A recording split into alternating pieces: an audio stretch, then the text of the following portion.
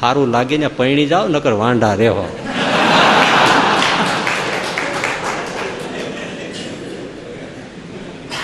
આમને કુંડલી મેળવવામાં 35 વર્ષના રખડતા મેં ભાડ્યા છે. તો ખોખારો કાંઈ નહીં. એક ડૉક્ટર કહેતા ભટભટિયું રાખતા ને પછી આમ ચાલુ કરવા માટે જ પેટ્રોલનું ઇન્જેક્શન મારે. બાકી તો કેરોસીન જ ભરેલું. ભટભટિયા થતા ને જૂના જમાના ભટભટ. અને એ ડૉક્ટર આવે એ ભટભટિયું ભટભટ થાય, એના ઉપર ખબર પડી જાય ડૉક્ટર આવ્યા ગામડામાં. એ ચાલુ કરવા ટાણે પેટ્રોલનું ઇન્જેક્શન મારે અને બાકી ટાંકી રાખે કેરોસીનની. હા, અહીંયા શરૂ કરે ને સામે ગામ ખબર પડી જાય ડૉક્ટર આવવાના છે. હવે એ આ લઈને ચાલુ કરવા માટે પેટ્રોલનું ઇન્જેક્શન હાથમાં બધું તૈયાર રાખીને ઊભા થાય. ત્યાં એક ખેડૂ આવ્યો એના બાપાને લઈને કે મારા બાપા છે ને તાવ છે ને માંદા છે ને હાલી એકતા નથી, નબળાઈ થઈ ગઈ છે. તે ડૉક્ટરે એને ખીજમાં એ ઇન્જેક્શન ઓલ્યું મેલ પીડ્યું અને એને પેટ્રોલનું ઇન્જેક્શન ફટકાર્યું દીધું. અને ભાઈ પેટ્રોલનું ઇન્જેક્શન માર્યું અને જે ભાભો ભાગ્યો છે. વિવેકાનંદજી પરદેશ હતા. ટૂંકમાં આપણે લઈ લઈએ તો ત્યાંની એક યુવતી એ સ્વામીજીનું રૂપ ને યુવાનને જોઈ અને બુદ્ધિ વિદ્વત્તા પવિત્રતા અને સારી બુદ્ધિ હતી. એને એમ થયું કે આમના થકી જો મને એકાદ બાળક મળે તો કેટલું ગુણિયલ સ્પિરિચ્યુઅલથી ભરેલું આવું એક બાળક થાય. એટલે વિવેકાનંદજીને એકાંતમાં એમણે કીધું કે હું ઈચ્છું છું કે તમારા થકી મારે એક પુત્રની પ્રાપ્તિ થાય. ઓફર જ આવી ને. વિવેકાનંદજીએ તરત કીધું પગે લાગીને કે માં મને જ તારો દીકરો માની લે ને. આ માતૃબુદ્ધિ છે. જો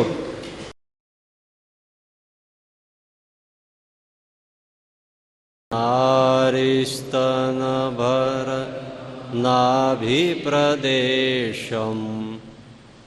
મિથ્યા મોહાવેશમ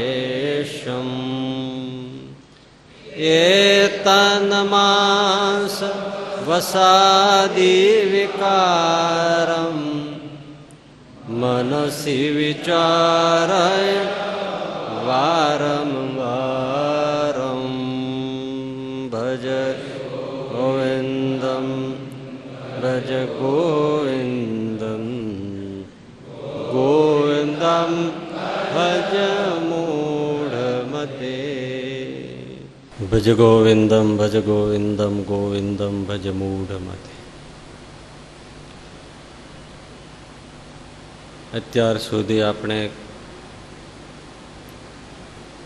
કુલ 4 શ્લોક સમજ્યા. પહેલો શ્લોક મૂળ કે ભજ ગોવિંદમ ગોવિંદમ ભજ મૂઢમતે પ્રાપ્તે સન્નિહિતે મરણે નહીં રક્ષતી ડુક્રુય કરણે. આ પહેલો મુખડું. પછીના જે આપણે 3 શ્લોક સમજ્યા એમાં એક મૂઢ જહી ધનાગમ તૃષ્ણામ, બીજો મા કુરુ ધનજન યૌવન ગર્વ, ત્રીજો અર્થમ અનર્થમ ભાવય નિત્ય. આ જે 3 શ્લોક આપણે સમજ્યા, છેલ્લા 3,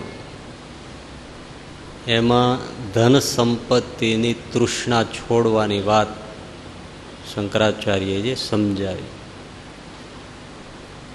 હવે આપણે જે ક્રમમાં ગોઠવીને શ્લોક લીધો છે તે છે નારી સ્તનભર નાભિ પ્રદેશમ દ્રષ્ટવા મા ગા મોહાવેશમ એતન માંસ વસાદી વિકારમ મનસા વિચારય વારંવાર. આ 5મો ગણવાનો. આ 5મા શ્લોકથી શંકરાચાર્યજી હવે સ્ત્રીમાંથી આસક્તિ છોડવાની વાત કરે છે.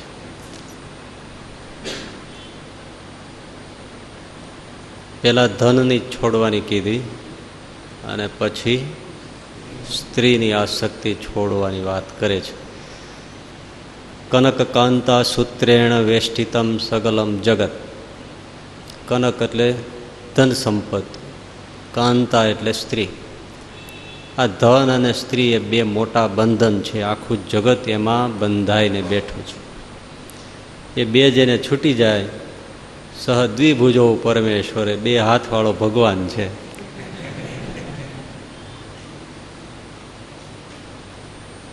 એટલે જ સાધુઓની મહિમા છે. દેખાય માણસ જેવા, પણ એને બે વસ્તુ છૂટી ગઈ હોય તો એ ભગવાન જેવા છે.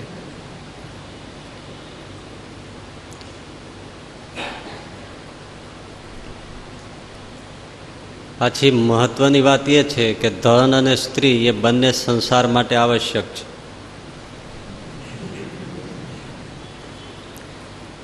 મૂળ તો એવું છે ને કે જેની સાથે વ્યવહાર હોય અને એનાથી નિર્લેપ રહેવું, એમાં જ કસોટી છે.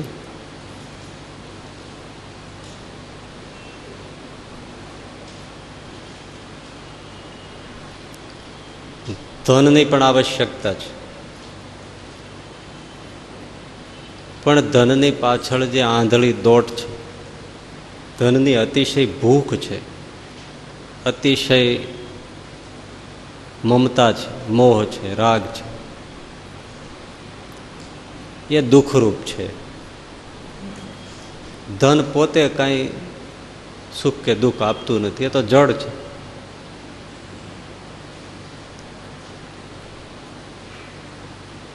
આવશ્યક પણ છે અને દુઃખનું સ્થાન પણ છે, જો એની સાથે વિવેક ન હોય તો.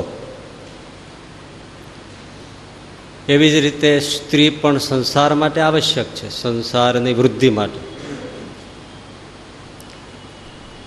કારણ કે સ્ત્રી પુરુષના દાંપત્ય જીવનથી જ પ્રજાતંતુનો વિસ્તાર થાય છે.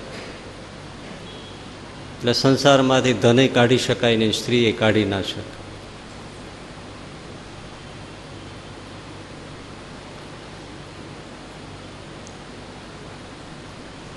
દાંપત્ય જીવન સ્ત્રી પુરુષના એ નિંદનીય નથી, આદરણીય છે.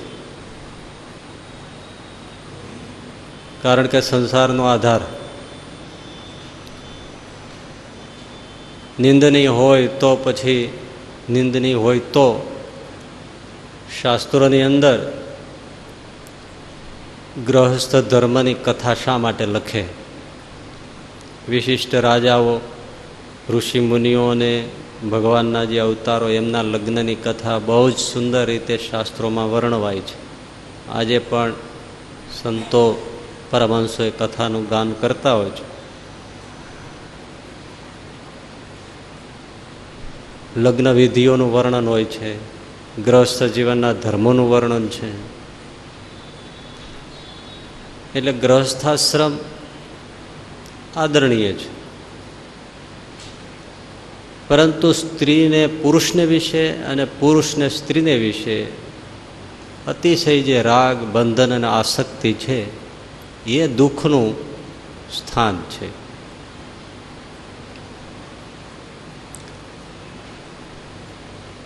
પછી એ પોતાના પરિણેલા પત્ની હોય તો પણ એમાં અતિશય રાગ, આસક્તિ, આ તે બધું, એ તો જન્મ મરણ અને દુઃખના હેતુ છે જ. પોતાની પત્ની સિવાય અન્ય સ્ત્રીઓમાં જે મર્યાદા મૂકીને જે કાંઈ આસક્તિ હોય તો એ પણ પાપ અને દુઃખનું કારણ છે. એટલે ધન અને સ્ત્રી આવશ્યક, પણ સંયમ અને વિવેકને મર્યાદા ન હોય,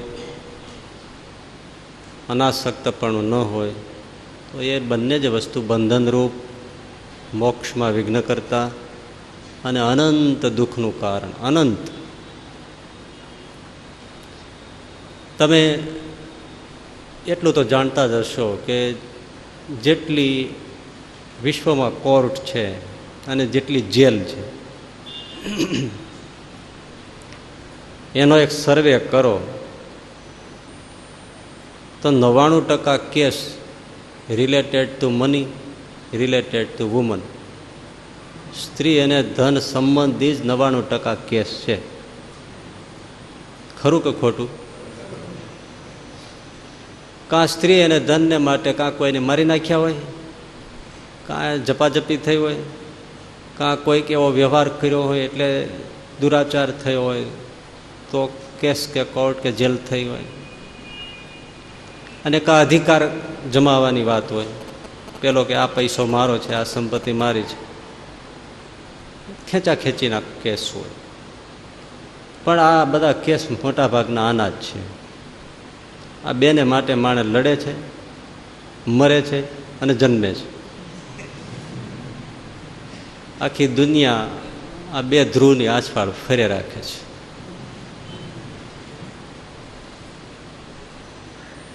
પૈસો ભેળો કરે, પરણે, વાપરે, ભેળો કરે, વાપરે, ભેળો કરે, વાપરે, મરી જાય, પાછો બીજી વાર પાછો જન્મે. આવા અનંત અનંત પશુ પક્ષી બધા એમાં. એક પશુ પક્ષી હોય તેમાં પૈસા અને બેંક બેલેન્સની વાત નથી, બાકી વાદે બૈરાઓના વ્યવહાર તો ત્યાંય છે. છતાંય માણસ કાંઈ જાગતો હોય એવું લાગતું નથી.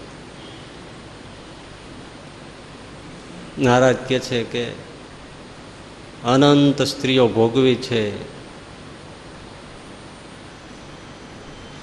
વાંદરો થયો હોય, કૂતરો થયો હોય, ઘોડો થયો હોય, પાડો થયો હોય, ઊંટ થયો હોય, અનેક અવતારો તો જન્મો તો લીધા જ છે.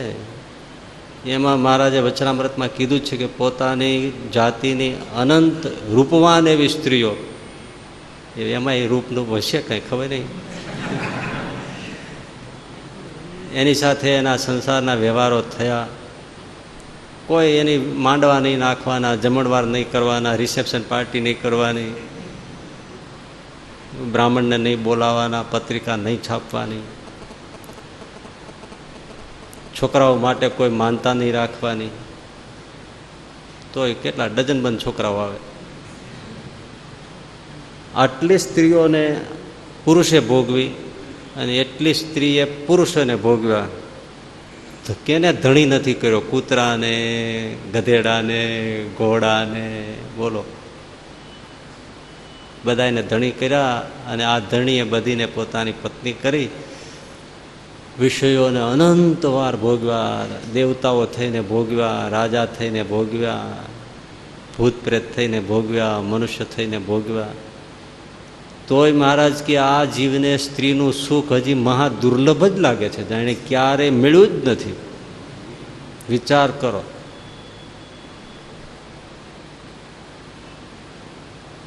જીવ જાગતો જ નથી.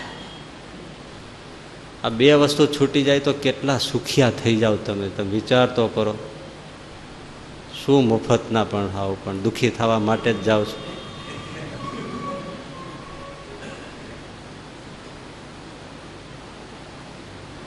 શાસ્ત્રોમાં કથાય કરી છે, લગ્નની કથા કરી છે, પણ પાછું એમાંય કીધું છે 100 હાથ ઊંડો અંધારિયો કૂવો હોય, એમાં પશુ પડી જાય અને એની જેવી દશા થાય એવો ગ્રહસ્થાશ્રમ છે. એટલે આમ સીધી રીતે ન કીધું, પણ પછી એમ કીધું કે એ પશુ છે એમ અંધારા કૂવામાં. એટલે આજે નથી ઘણા ઘણા ઓલા આમ ખાલી આમ આપણને આમ રમૂજ કરવા કે પેલી રીતે એમ કહેતા હોય, ક્યાં ગયા હતા, કોઈના લગ્નમાં ગયા ને, પછી આ પાછા આવે ને, ક્યાં ગયા હતા? નાખવા ગયા હતા, કૂવામાં નાખવા ગયા હતા. જો પછી ખબર પડે કે 1 મહિના પછી એનો વારો છે.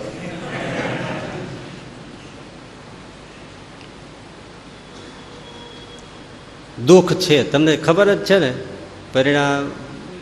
પરણેલા હોય એને તો બધાને ખબર જ છે. પેલા કેવા સુખિયા હતા, એવા તો નથી જ ને. કે ભૂલાતી નથી એ સુખી જિંદગી ને, સુખી જિંદગી કે હંમેશા હતી જ્યાં ખુશી જિંદગી ને, ખુશી જિંદગી. ચડી ષડ પૂને ખંધે જુવાની, કામ ક્રોધ લોભ મોહ મદ ને મત્સર. આ 6 દુશ્મન, એ દુશ્મનને ખભે ચડીને બેઠા. આવી આપણને ક્યાં લઈ જાય? સારા ઠેકાણે લઈ જાય?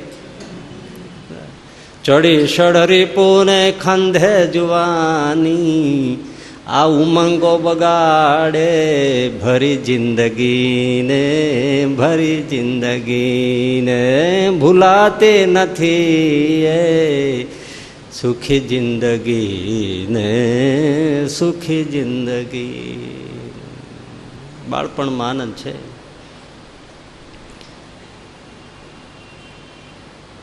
તો જાણે છે, સમજે છે. આ લગ્નનો બધાને ખબર છે કે આમ બહુ સારા વાત નથી.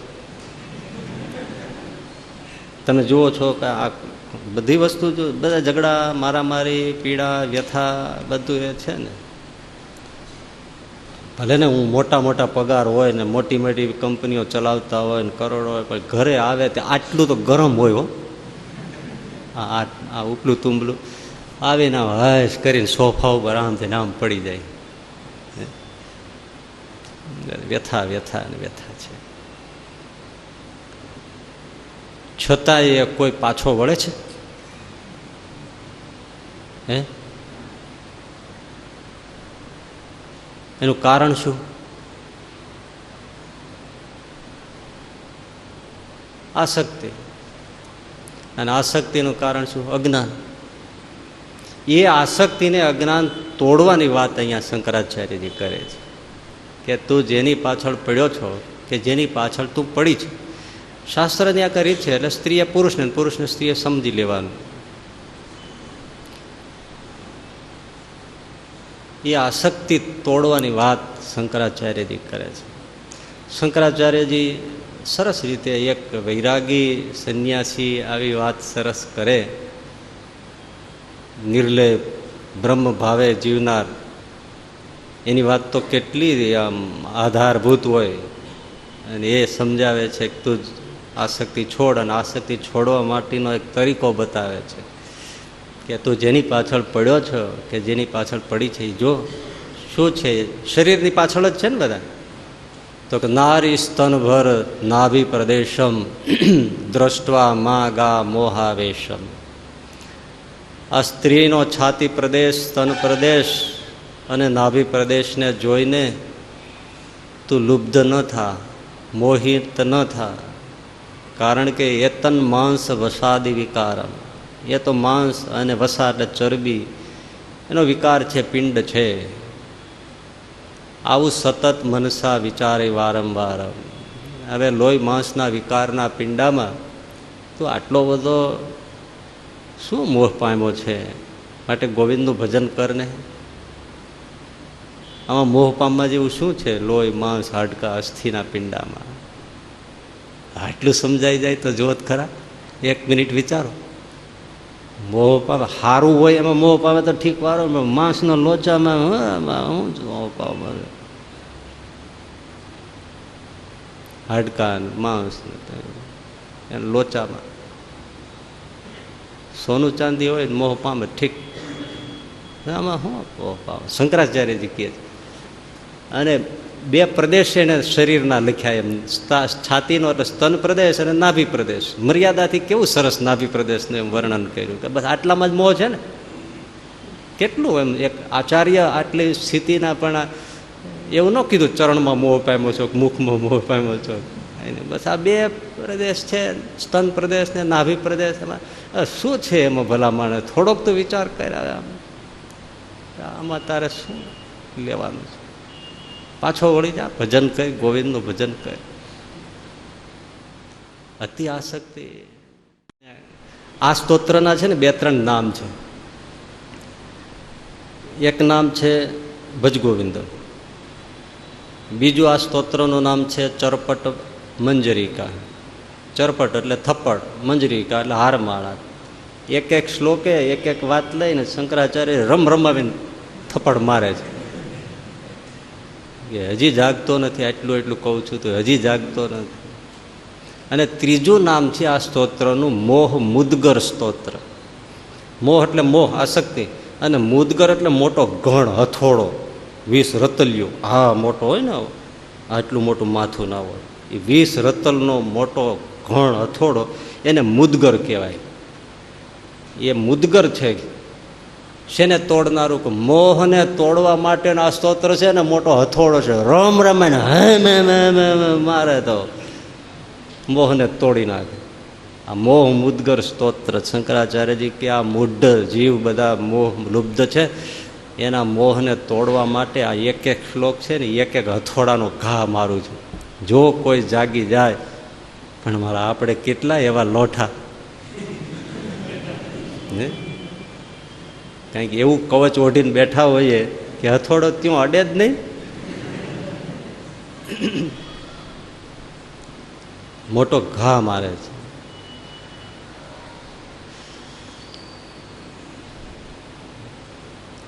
સ્ત્રીના શરીરે માંસ ન આ બધા વિકારો છે, રેવા દે રેવા દે રેવા દે. હવે આજે જે ઘણા બધા 2 ચોપડી ભણી ગયા હોય, પછી કથા કરવા માંડ્યા હોય, ક્રાંતિકારીનું લેબલ લાગેલું હોય, વિશિષ્ટ થોડી બુદ્ધિ ધરાવતા હોય, થોડી વક્તૃત્વ શક્તિ હોય, એવા બધા કહેવાતા ડાયા લોકો સમાજમાં એક સ્વીકૃત થઈ ગયા. પહેલાં તો ન હોય એટલા બધા ડાયા, સ્વીકૃત થઈ જાય પછી. ઘણા લેખકો એવા છે પ્રસિદ્ધ થઈ જાય પછી ખબર પડે કે મને લખતા જ આવડતું નથી. એના જેવું છે આ. એ લોકો શું કહે છે કે આ બધું છે ને આ 21મી સદીમાં બંધ કરવું જોઈએ, નારીની નિંદા કરવાનું. એ માંસનો પિંડો છે, હાડકાનો માળો છે, નરકની કોથળી છે, દુર્ગંધનો કોથળો છે. આવું શરીરને નારીની નિંદા કરવાનું છોડી દેવું જોઈએ. હવે બંધ કરવું જોઈએ. આ બધા બકવાસ કંચન જેવી કાયા તારી રાખમાં રળવા છે ને આ શું બધું. માનવ શરીરનો મહિમા ગાઓ. માતૃશક્તિ છે એનો તમે મહિમા કરો, એની નિંદા કરવાની. અને પુરુષના શરીરમાં ત્યાં ક્યાં હીરા મોતી માણેક ભર્યા છે કે તે વળી સ્ત્રીઓમાં આવું ભર્યું છે, લોહી ભર્યું છે, પરવું ભર્યું છે, પાછ ભર્યું છે, મળ ભર્યા છે, મૂત્ર ભર્યા છે, હાડકા ભર્યા છે, દાંતમાં આમ ને તેમ. આવું બધું તમે વર્ણન કરો છો તો પુરુષના શરીરમાં અત્તર ભર્યા છે. તે આટલી બધી સ્ત્રીઓની નિંદા કરો છો. માતૃ શરીરની વંદના કરો, ટીકા કરવાનું બંધ કરો. 21મી સદીમાં આવું બધું ના ચાલે. હું નથી કહેતો, ઓલા લોકો આવું કહે છે, કહેનારા ઘણા આવું કહે છે કે આવું બધું આ ન કહે આ બધું. પણ હવે આ તો શું થાય, શંકરાચાર્ય લખ્યું છે એટલે એની સામું બહુ બોલે નહીં, પણ એનું નામ લીધા વગર રાજદી આવું જ કરે. શાસ્ત્રોમાં તો વાત આવવાની જ છે ને કે સ્ત્રીના દેહની આ તે નિંદા ટીકા તો આવવાની છે દેહની. પણ હવે એ બંધ કરવું છે. અને સારા સારા નામ તો મારે દેવા નથી એમ, બાકી બધા આવું જ કહે છે. આ બધું બંધ કરો. હવે બહુ સ્ત્રીઓની નિંદા કરી બહુ. અને એમાં માતૃ શરીરનો આવું મહિમા ગાવાની જગ્યાએ કહેવું એ તો સ્ત્રીનો શું કે અપમાન છે. સ્ત્રીઓ વિરોધ કરવો જોઈએ કે અમારી આટલી બધી ટીકા શું કામ. દેહને મંદિર માનો, માતૃશક્તિ એનો મહિમા કરો, વંદન કરો. પણ આવી ગંદી ન ગમે એવી બધી ટીકા કરવાનું બંધ કરો. બસ આવું ડાયા લોકો કહે છે. તમારું શું કેવું થાય છે કયો? તમારું શું કેવું થાય છે? આવી ટીકા કરવી જોઈએ કે ના કરવી જોઈએ કયો? તમે જો કહેતા હો તો પછી આપણે આગળ ચલાવશું. તમે કહો ટીકા છે તો આપણે બંધ કરી દઈશું.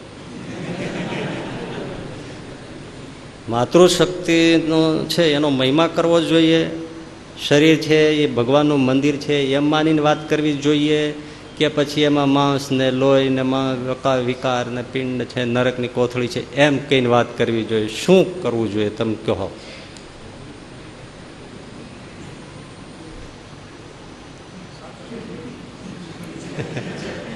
પહેલી વાત તો શું છે કે આવી જે આ નારી દેહની ટીકા ન કરવી એવું કહેનારા લગભગ ગ્રહસ્થો જ છે. એને તો ક્યાંથી સુગ હોય? વિચાર કરો, તમારી જીભ કેમ ઉપડે? એમાં જ રમતા હોય. ભલે ને ગમે એવા મોટા હોય, ગમે એવા મોટા હોય. આજે મોટા મોટા કથા કરનારા છે ત્યાગાશ્રમનો મહિમા નહીં કહી શકે. હવે એ જ માંદણામાં પીડ્યા છે એટલે એ એમ જ કહેવાના છે ને સાધુ થવાની કંઈ જરૂર જ નથી. તું જેની કથા કરે છે એ બધા સાધુ થઈને બેઠા છે. ભાગવત હોય તો સુખદેવજી મહારાજ બેઠા હોય, રામાયણ હોય તો તુલસીદાસજી સાધુ થઈને બેઠા હોય, ભજગોવિંદ લો શંકરાચાર્ય સાધુ થઈને બેઠા હોય, શિક્ષાપત્રી લો સહજાનંદ સાધુ થઈને બેઠા હોય, ભાગવતની ટીકા લ્યો તો વલ્ભાચાર્યજી પણ સંત જેવું જીવન જીવતા હોય. બધું છોડીને બેસી ગયા હોય છે. આ બધા અને 21 લાખ વર્ષ પહેલા જે પેલા ઋષિ મુનિઓ હતા ને બધા વશિષ્ઠ વિશ્વામિત્ર એનું અત્યારે લઈ આવે બધું.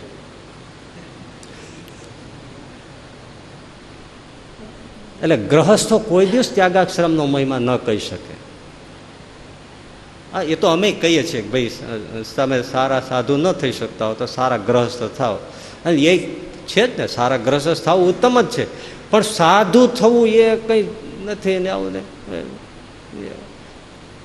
અખબારોમાં આવે આ બધા વ્યભિચારી સાધુઓનું આવે એટલે તરત લેખોની ભરમાર બધા લેખકો કલમ અજમાવે, એ આજે પરણેલા સાધુની જરૂર છે.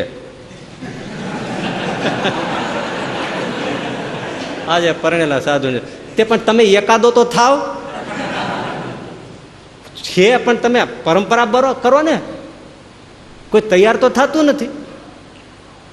પરણેલા સાધુની પરંપરા કરો, લ્યો ચાલો કરો, એ તો કોઈ કરવું નથી, સલાહ જ દેવી છે.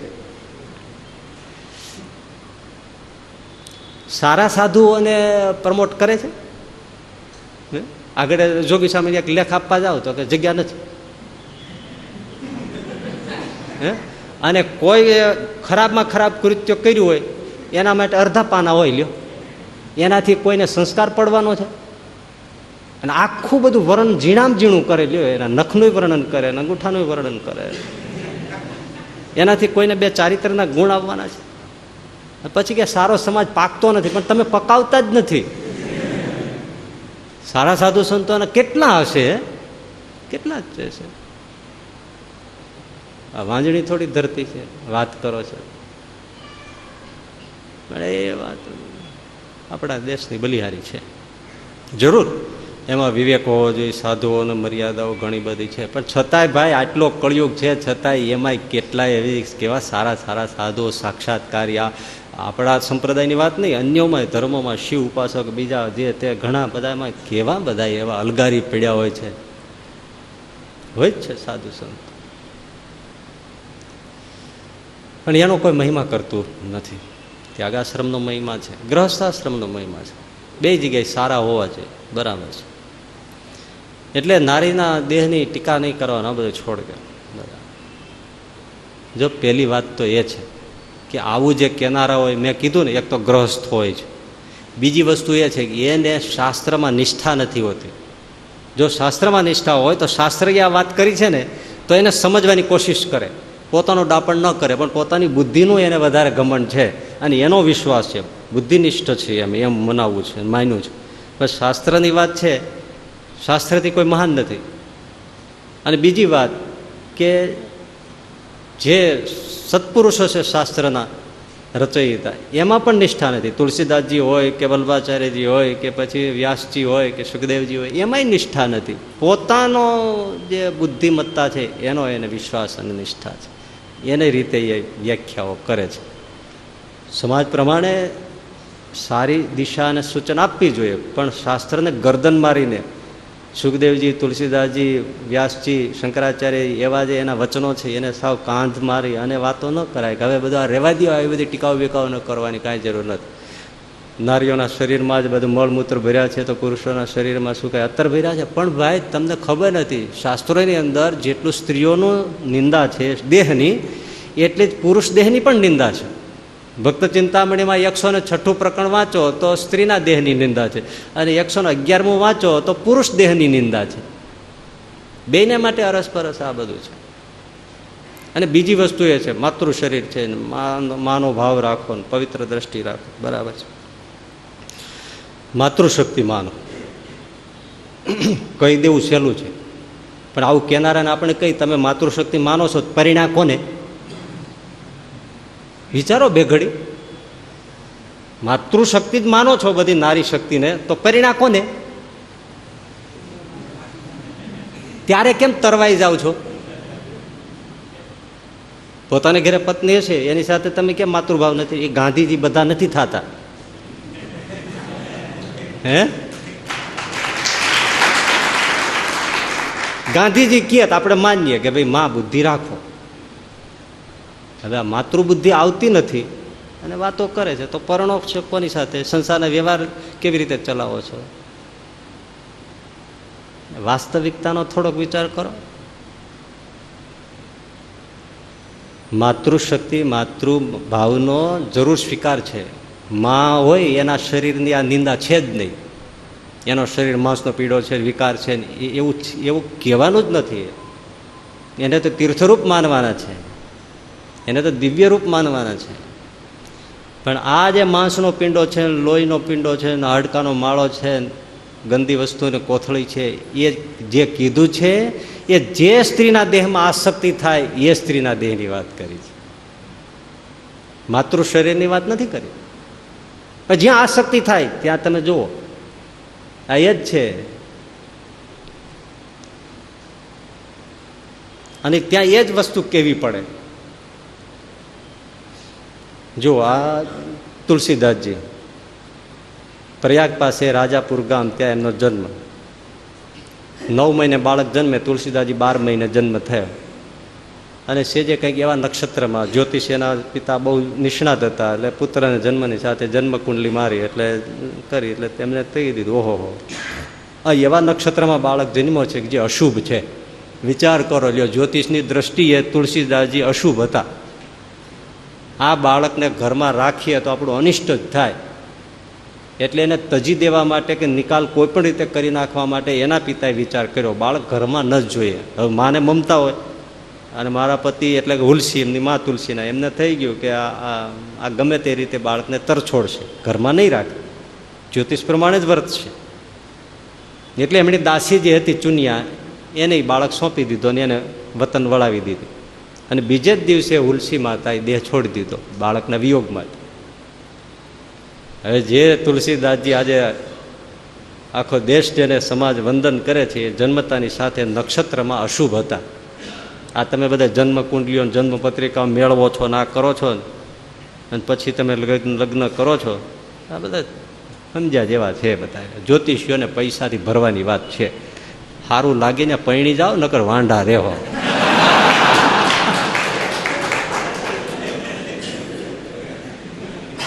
આમને કુંડલી મેળવવામાં 35 વર્ષના રખડતા મેં ભાડ્યા છે.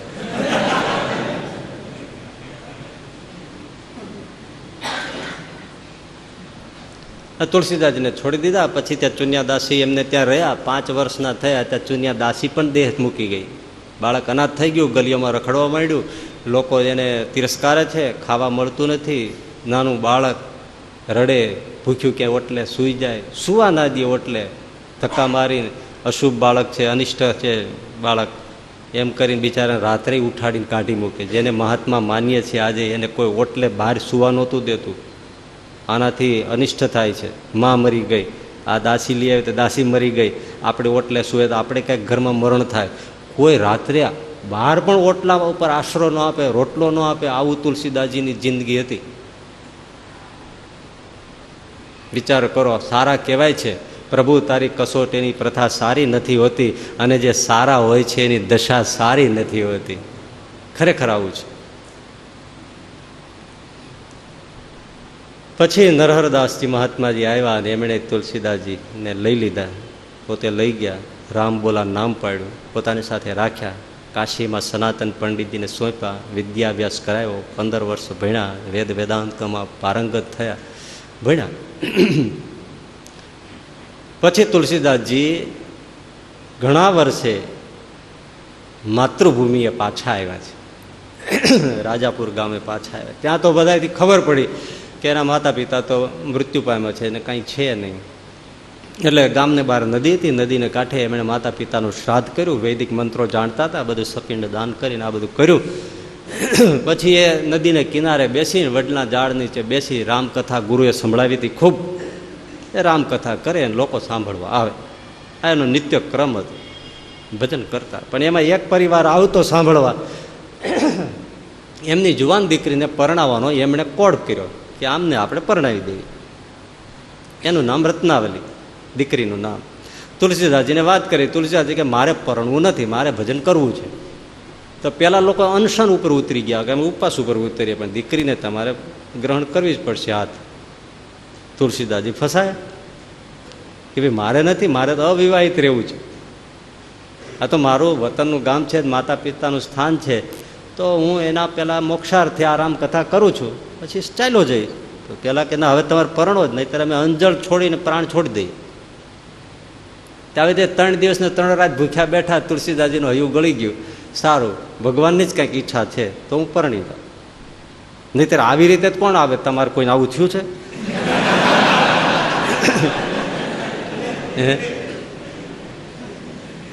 એટલે તુલસીદાસજી પછી ધામધૂમથી પરિણામ. હવે વિરક્ત હતા, ગુરુથી જ્ઞાન મેળવ્યું હતું, શાસ્ત્રોનો અભ્યાસ હતો. પરિણામ પહેલાં વિરાગ હતો, પરિણામ પછી એટલા બધા પત્નીમાં બંધાઈ ગયા, કથા જોજો, એટલા બંધાઈ ગયા કે હવે ઘર છોડીને ક્યાંય જતા નથી, ઘરને પત્નીને ક્યાંય પિયરે જવા દેતા નથી. ગમે તે વાર તહેવાર આવે તો રત્નાવલીને જવા જ ન દે, ના ના અહીંયા ઘરે જ રહેવું જોઈએ ને, હવે ત્યાં તો બહુ રહ્યા, મોટા થયા, અહીંયા શું જવા જ ના દે. એક દિવસ એનું મોઢું જોયા વગર તુલસીદાસજીને સૂરજ ઉગે તો એનો સૂરજ ના ઉગે, આટલું બધું થઈ ગયું, એટલા બંધાઈ ગયા. હવે પત્ની હોય તો સેજે પિયર સાંભળે તો ખરો ને, હજી ઘરે તેના ભાઈ ને એ બધા કાગળ લખતા હોય, બેન તું આવતી નથી, આવતી નથી, પણ આ જવા જ ના દે. પછી તુલસીદાસજી કંઈક થોડા કામ પ્રસંગે ગામમાં જ આઘા પાછા ગયા હશે, અને એનો ભાઈ આવ્યો અને એની બેન એની સાથે ચાલી ગઈ પિયર, કે હું મળી આવું પછી આવીશ એમ. તુલસીદાસજી થોડા કલાક 2 કલાકમાં આવ્યા હશે, ત્યાં જોયું તો ઘરમાં નહીં. પૂછ્યું ક્યાં ગયા? તો કે એ કહેતા ગયા છે પિયર જાઉં છું. અને તુલસીદાસજીથી સહન ન થયું, એટલો બધો વિયોગ લાગ્યો. તો તુલસીદાસજીએ રાત પડવાની હતી તો ચાલી નીકળ્યા ત્યાં પત્નીને પિયર. એક દિવસ પણ વિયોગ સહન ન થાય. બોલો કેટલું બંધન હતું. હવે જોજો કથા જે મારે કેવી છે, તમે કદાચ જાણતા હશો, વિદ્વાન છો તમે. એટલે તુલસીદાસજી અડધી રાત્રે સસરાને ગામ પહોંચ્યા. રત્નાવલીને હતું જ કે આ લગભગ આવવા જોઈએ, હા કંઈ એમ ત્યાં રહી જાય ઘરે અને મને રજા આપે એવું શક્ય નથી. અડધી રાતે એનું બહારનું ખખડ્યું, રત્નાવલીને થયું એ જ આવ્યા છે, એટલે પોતે જ ઉગાડવા આવી બહારનું, એને હતું જ આવશે જ, એટલે પોતે જ બહારનું ઉગાડ્યું. જ્યાં ખોલ્યું ત્યાં સામે તુલસીદાસ, અને રત્નાવલીએ પછી જે શબ્દો કીધા છે, જો જે શબ્દો અહીંયા છે ને એ પ્રસંગમાં બહુ સરસ તમને હૈયે જો ટચ થાય તો. રત્નાવલી કહે છે કે તમે કાંઈ સમજો છો કે નહીં? આટલું તમને મનેથી વિયોગ નથી સહન થતો, આટલો બધો મારામાં પ્રેમ. અસ્થિ ચર્મ મય મમ દેહ તામે ઈતની પ્રીત.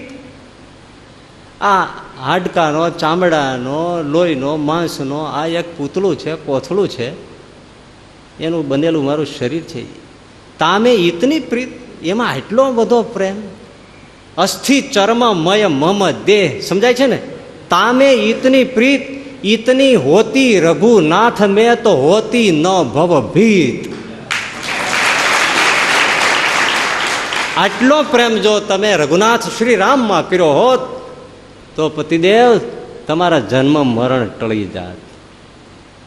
અને તુલસીદાસજી થઈ ગયું, અરે વાત તો સાચી છે, આ લોહી માંસના વિકારના પિંડામાં આટલો બધો પ્રેમ કે અડધી રાતે પણ હું દોડી આવું. અને આટલો રામકથા કરનારો આટલો રામમાં પ્રેમ નહીં, આવો ભાવ મને ક્યારેય અડધી રાતે ઉઠીને રામ મંદિરે જઈને જપ કરવાનું જાગ્યું નહીં. એક બે ક્ષણ તુલસીદાસજી આમ સ્તંભિત થઈ ગયા. ત્રીજી સેકન્ડે એને મોઢું ફેરવ્યું, મુઠ્ઠીઓ વાળીને ભાઈ. રત્નાવલીને થઈ ગયું કે આ તો વૈરાગ ચડી ગયો આને. આ જે દોડે છે એ ઘર તરફ નથી દોડતા, વન તરફ દોડે છે. અને રત્નાવલી પાછળ દોડી, પતિદેવ ઉભા રહો, ઉભા રહો.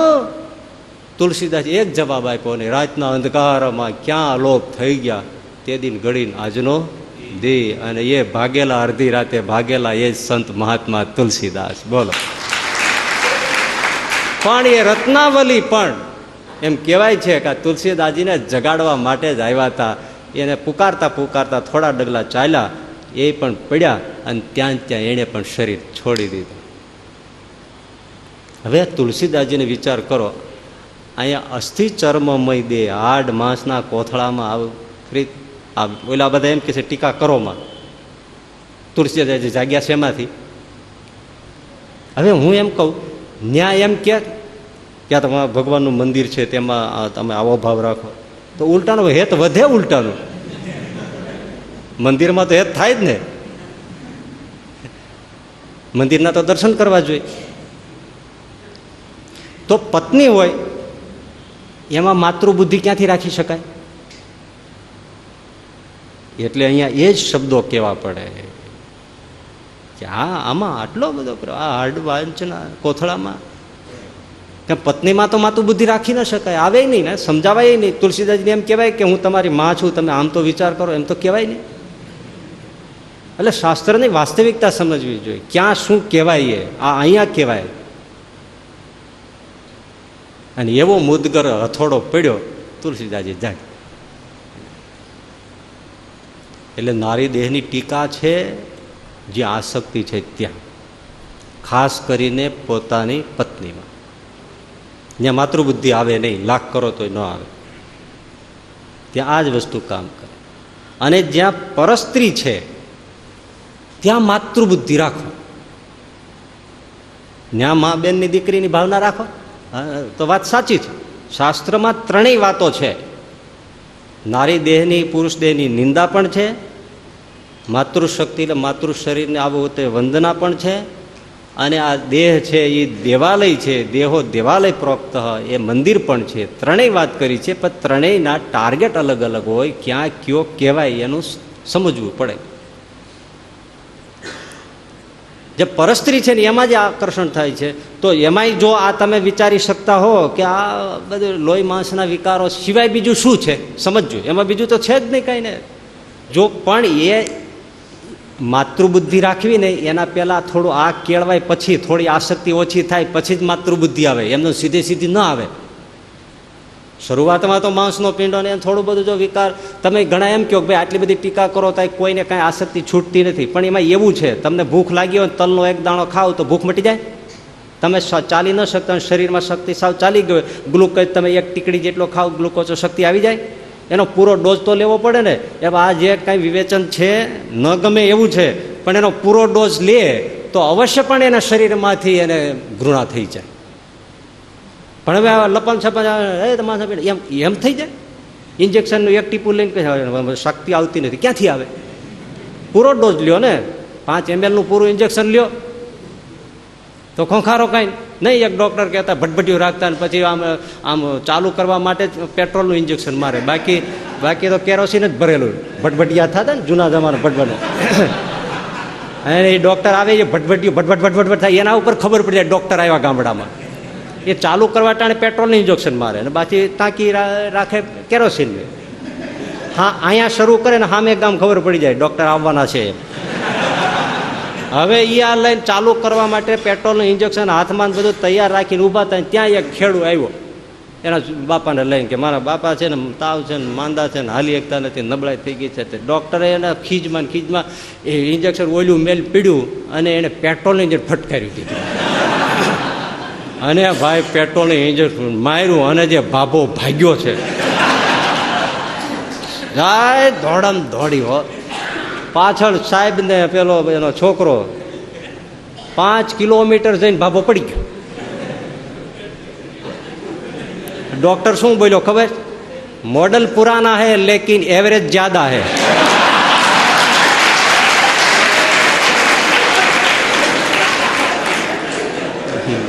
એવરેજ સારી આપે. એક ઇન્જેક્શનમાં 5 કિલોમીટર વયો જાય બાબા.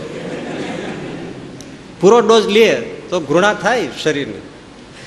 પરસ્ત્રીમાં માતૃબુદ્ધિ રાખે એ યોગ્ય છે.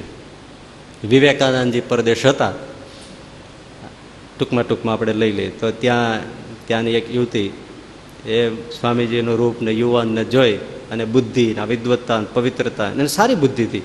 એને એમ થયું કે આમના થકી જો મને એકાદ બાળક મળે તો કેટલું ગુણિયલ સ્પિરિચ્યુઅલથી ભરેલું આવું એક બાળક થાય.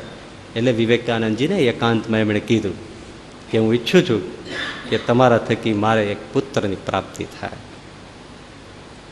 ઓફર જ આવી ને. વિવેકાનંદજીએ તરત કીધું પગે લાગીને કે માં મને જ તારો દીકરો માની લે ને.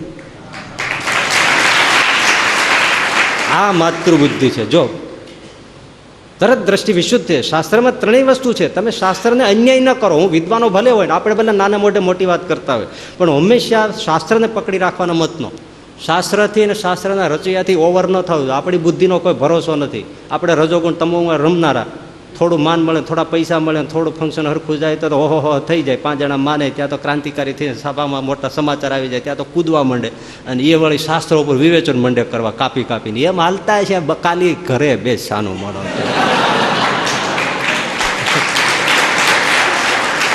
શાસ્ત્રમાં બધી છે વાતો. પૂર્વ પર સંબંધ જોવો પડે.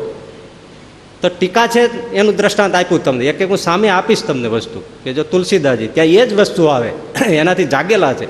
હવે એની ઉપર કથા કરનાર જ પાછા ટીકા કરતા. આ બધું બંધ કરી દો 21મી સદીમાં. પણ મૂળમાં જ આ પીડ્યું છે. પણ શાસ્ત્રથી ઓવર જવું છે એને કોણ રોકે? અને વિવેકાનંદજી પાસે આવ્યા પેલી મહિલા, એમણે તરત માં જાણીને પગે લાગ્યા. શિવાજીને પણ યુવતી ભેટ આપી જીતીને વિજેતા સૈનિકોએ. તો એમણે રૂપ જોઈને શું કીધું? ઓહો, પગે લાગ્યા કે આવી સુંદર રૂપાળી માને કુખે જો મારો જન્મ હોત તો હું કેટલો સુંદર હોત. એને પુત્ર ભાવ અને માતૃભાવ જાગી ગયો. ઓહો, આને પેટે મારો જન્મ હોત તો હું કેટલો સુંદર હોત. આ માતૃબુદ્ધિ છે. વિકાર એક ક્ષણ ના ટકે. પણ ભારતીય ફિલોસોફી અને પશ્ચિમની ફિલોસોફી તમે જોઈજો. ઇંગ્લેન્ડના બર્નાર્ડ શો એ મહાબુદ્ધિશાળી. એમને એક ત્યાંની જ યુવતીએ પ્રશ્ન આવી મૂકી, એની આગળ અપીલ કરી. એ અભિનેત્રી હતી. એટલે એમણે કીધું કે મારું રૂપ અને તમારી બુદ્ધિ આપણા બાળકમાં આવે એટલા માટે તમારાથી કે હું સંતાન ઈચ્છું છું. મારું રૂપ એ તો રૂપાળી હશે જ, અને આપની બુદ્ધિ એ આપણા બાળકમાં ઉતરે એટલા માટે હું તમારી પાસે આ પ્રસ્તાવ મૂકું છું કે મને તમારાથી પુત્રની પ્રાપ્તિ થાય. ફિલોસોફીનો ભેદ જોઈજો. ત્યાં માતૃબુદ્ધિ ન આવી, પણ એમણે જે વાત કરી એ જુદી રીતે કરી. બધા લેયર્સ હોય ને. એટલે બર્નાર્ડ શો એમ કીધું કે તમારી વાત સાચી છે કે આમ થાય તો થાય, પણ માનો કે તમે ઈચ્છો છો કે તમારું રૂપ ને મારી બુદ્ધિ. પણ બર્નાર્ડ શો રૂપાળા નહોતા. બર્નાર્ડ શો કે પણ એવું થાય તમારી બુદ્ધિ ને મારું રૂપ આવે તો સમાજ માટે બહુ મોટી સમસ્યા થઈ જાય. કારણ કે તું બદચલન છે અને મારું રૂપ તો કોઈને ગમતું નથી. તો એમાં મારું રૂપને જો તારી બુદ્ધિ આવી તો સમાજમાં એક બીજો એક આખો કંટક પેદા થઈ જશે. માટે રહેવા દે, હું તારે રસ્તે. માટે એમ જ હું મારી રીતે બરાબર છું, તું તારી રીતે બરાબર. પણ ભારતીય જે મનીષીઓ છે એમાં જે માતૃબુદ્ધિની વાત છે, એટલે જ વિવેકાનંદજીએ જ્યારે એસેમ્બલીમાં 1893માં ઊભા થાય અને મારી ડિયર સિસ્ટર અને બ્રધર્સ એન્ડ સિસ્ટર અમેરિકન એમ જે વાત કરી, એ કોણ કહી શકે? My dear brothers and sister of America, એ કોણ કહી શકે? ભારતીય કોઈ વિશ્વમાં કોઈ ના કહી શક્યું. એટલે માતૃબુદ્ધિ, પરસ્ત્રીમાં માતૃબુદ્ધિ, માં માને, બેન માને, તરત વિકાર વ્યો જાય. યુવતી કોઈ યુવાન હોય, એટલે હું ઘણીવાર કહી ચૂક્યો છું કે કોઈને ત્યાં 2 દીકરા હોય, 1 દીકરો હોય એ ઇનફ નથી. પણ એક એને ત્યાં બેન હોય, દીકરી હોય, એ બહુ જરૂરી છે.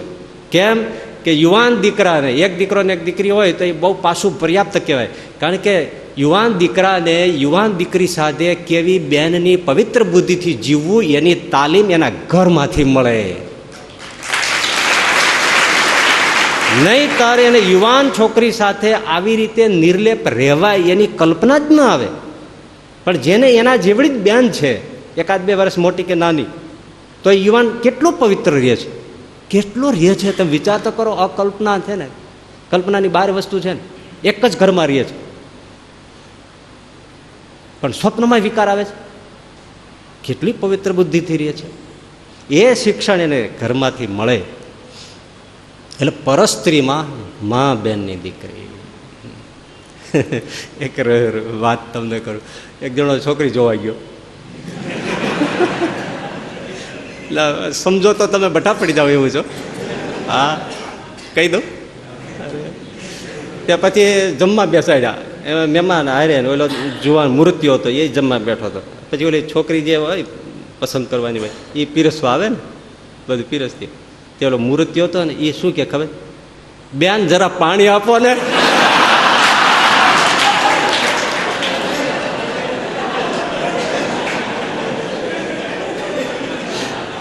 તે ઓલી પાણી લઈ આવીને ક્યાં લે મારા વીરા, વળતી બસ પકડીને ઘર ભેગો થાય, નામ જ લેતો નહીં.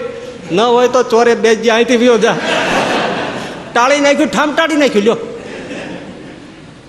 કહેવાનું ભલે રમૂજી લાગે છે, પણ બેન ને ભાઈ કીધી, વાત પૂરી થઈ ગઈ. હવે સંબંધ કેમ થાય? ગીરના નેહડાની બનેલી વાત છે. આ તો કદાચ જોક હશે, કદાચ સાચું પણ હોઈ શકે, ન હોય એવું નથી. આવા હોય છે, અકલનો વથમીર હોય છે, એવું કઈ નથી, પણ હોઈ શકે આવું બન્યું હોય. ઘણીવાર આપણે જેને જોકમાં વાત કરતા એવી મેં ખરેખર ઘટનાઓ ઘટેલી જોઈ છે સમાજમાં. એટલે એક ગીરના નેસડામાં એક ભરવાડનો છોકરો જુવાન, એને એક જુવાન ભરવાડની છોકરી, એની સાથે થોડો હેતપ્રીત થઈ હશે, પણ મા બાપના ચોરી છુપીથી મળવાનું ને એવું બધું થાય. એમાં બપોરના સમયે એના વિચારમાં ખોવાય, ઝાડવા નીચે સૂતેલો, આજુબાજુ ગાયો બેસી ગયેલી, બનેલી વાત છે, અને આ એના જ વિચારોમાં ખોવાયેલો. તો છોકરી પણ બપોરના વચ્ચે ટાઈમ લઈ અને દોડીને છુપાઈને પેલો જે બેઠો હતો ને સૂતો હતો ત્યાં આવી અને સીધું એને જગાડવાની જગ્યાએ પાસે પગ પાસે બેસીને ધીરેકથી એનો પગ હલાવ્યો. એટલે પેલો સૂતો હતો ને ભરવાડનો ગોવાળનો છોકરો જુવાન, એને એમ છે કે ગાયો બેઠી છે એટલે ગાયો શીંગડું મારે છે.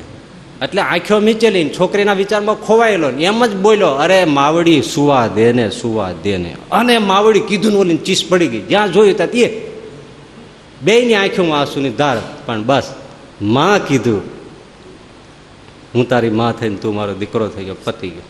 પગે લાગીને વ્યા ગયા, બે છૂટા પડી ગયા. આખી જિંદગી ઓલા એને માં માનીને આણે એને દીકરો માય. એ બોલો, એટલે માતૃબુદ્ધિ પરસ્ત્રીમાં. અને દેવની દેહાલય, દેહ છે દેવાલય છે, એની બુદ્ધિ શાસ્ત્રોમાં પણ કહે છે. પણ ક્યાં? આ શરીર છે દેવાલય છે, એમાં દેવ બિરાજે છે. એટલે ખાવા પીવામાં ધ્યાન રાખો, અભડાવો નહીં કાયાને. એ દારૂ નાખો, માંસ નાખો, શરાબ નાખો, ગુટકા નાખો, તમાકુ નાખો, બજર નાખો, છીકણી નાખો, સાત પોટા નાખો, ભલાણું નાખો, ઈંડા નાખો, આમલેટ નાખો, ચિકન નાખો, ફલાણું એ ન નાખો. ગમે તે ગાળો બોલો, પેલું બોલો, એ જે તે આ દેવાલય છે, આને વિશુદ્ધ રાખો. ત્યાં દેવની દેવાલયની બુદ્ધિ છે. આ ચોટલી છે, ધજા છે, આ કલશ છે, આ ગર્ભરૂમ છે, આમાં ઠાકોરજી બિરાજે છે, આ પાયો છે. તો દેવાલય છે, એમાં દેવ બિરાજે છે, ત્યાં એવું અભદ્ર વસ્તુ એમાં ન નખા. સાચું? એ વિચાર આવે કાંઈ પણ, અરે આ દેવાલય છે, આમાં ના નખાય. બર્નાર્ડ શોને પાર્ટી હતી મિઝલસની, એમાં બધા ત્યાં તો ફોરેનની અંદર, બ્રિટનમાં ને એમાં વિદેશોમાં માંસાહાર કરતા હોય. પણ બર્નાર્ડ શો પશ્ચિમના છે, ઇંગ્લેન્ડના છે, બ્રિટનના છે, પણ આખી જિંદગી શાકાહારી જ હતા.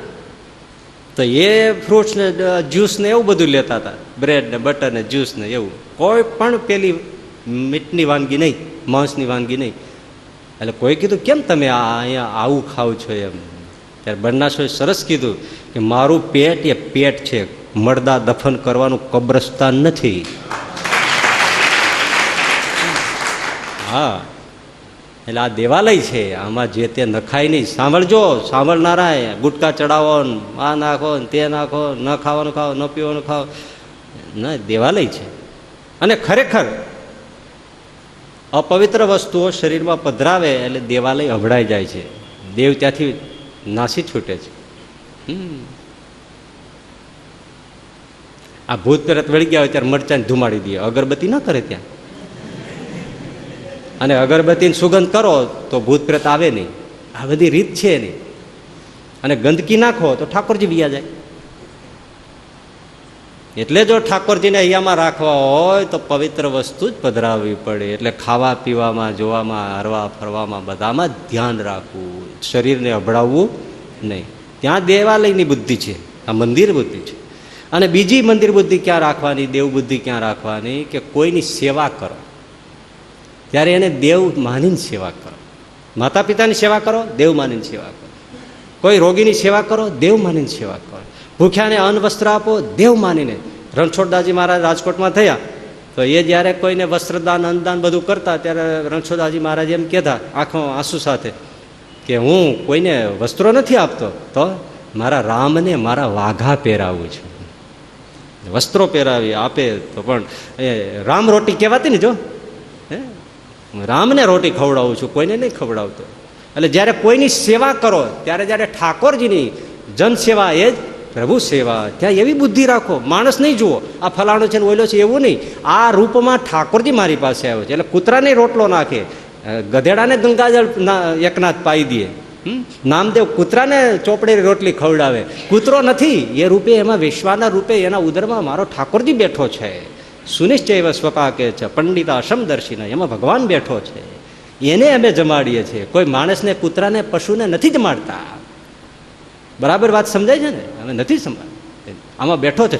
આપણે દુધાળાના મૂળજી ભગત, એને એમના દીકરાની પછી પાછળ એમણે ભાગવતની કથા બેસાડી અને બધા અમે ત્યાં ગયા હતા.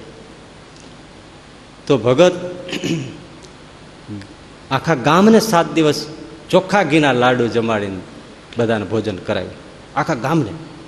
એટલું નહીં, ગામમાં કોઈ મહેમાન આવે એટલું નહીં, ગામને ગોંદરેથી જેટલી બસ નીકળે, કોઈ પણની ગાડી નીકળે, માણસો ઊભા રાખેલા, એ રોકાય, આખી બસ ખાલી થાય, ભગતને રસોડે પ્રસાદ લે, જમે, પછી જ જાય. ત્યાં સુધી જવા જ ન દે. નહીં, આજે અહીંયા એટલે અમે સંતોએ એમને કીધું ભગત ગામમાં છે એને જમાડીએ, બરાબર છે ને આ તે થોડો વિવેક. સામે આંખમાં આંસુ આવી ગયા.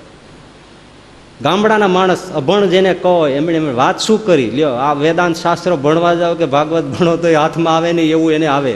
આપણે જે વાત કરીએ છીએ ને એ મૂળજી ભગત કે સામે હું કોઈ માણસને જમાડતો નથી, હું તો બધાને વાસુદેવ રૂપ માનીને જમાડું છું, બધાને શ્રીજી મહારાજના રૂપ માનીને જમાડું છું. હું કોઈ એમ માનતો નથી કે આ બસવાળા છે ને મહેમાનો છે ને બાર ગામના છે. હું તો બધાને શ્રીજી મહારાજના રૂપ એમ માની રોટલો નાખું છું. જલારામ બાપો કેમ જમાડતા હતા? અને તમે માણસ માની જમાડો તો કોઈ દી ઉગે નહીં. એટલે કોઈને દાન આપો, કોઈને રોટી આપો, કોઈને વસ્ત્ર આપો, કોઈને મદદ કરો, ત્યારે કોઈ માણસ માની નહીં માનીને આપવાનું, ભગવાન માનીને આપવાનું. તો ઉગશે, ભગવાન સ્વીકારશે. અને જો માણસ માનીને માનશો તો અહંકારે આવશે અને ફળ નહીં એવું મળે. ઓહો, ભગવાન આ રૂપે મારી પાસે લેવા આવ્યો છે, આજે મારી સેવા સ્વીકાર કરી ઠાકોર છે એમ માનીને કરવાના. કેટલી સરસ ઊંડી મીઠી વાતો છે. તો આ ત્રણેય વાત શાસ્ત્રોમાં છે, પણ ત્રણેયના લક્ષ્ય જુદા જુદા છે. તો જ્યાં આસક્તિ છે એવું નારીનું કે એવું પુરુષનું દેહ, એની આ ટીકા છે કે ભાઈ એમાં છે શું. થોડી વાર આસક્તિની પળોએ થોડો વિચાર કરવા જેવો છે. પણ માણસ વિચાર જ નથી કરતો. આસક્તિમાં એટલો આંધળો છે કે વિચાર કરવા રોકાતો જ નથી. વિચાર કરવો જોઈએ. બહુ કિંમતી આ શ્લોક છે. એક મહાત્મા હતા, એમને થોડા સાધુઓ શિષ્યો પણ હતા. રોજે સત્સંગ થાય સાંજના, એમાં ભાઈઓ બહેનો બધા આવે. એમાં એક બેનનું થોડું રૂપ સારું હશે, તે મહાત્માના શિષ્યોમાંથી સાધુ હતા, અને એમાંથી એક શિષ્યને થોડુંક એક સ્ત્રીનું રૂપ જોઈને થોડી આંખ ખેંચાય. ગુરુને તો સાવધ રહેવું જ પડે. ભલે એ વાતો કરે છે, કથા કરે છે, બધું કરે છે, પણ છતાંય શિષ્યો પર એને વોચ રહે છે. ત્યાંની થોડીક આંખમાં વિકાર આવી ગયો છે.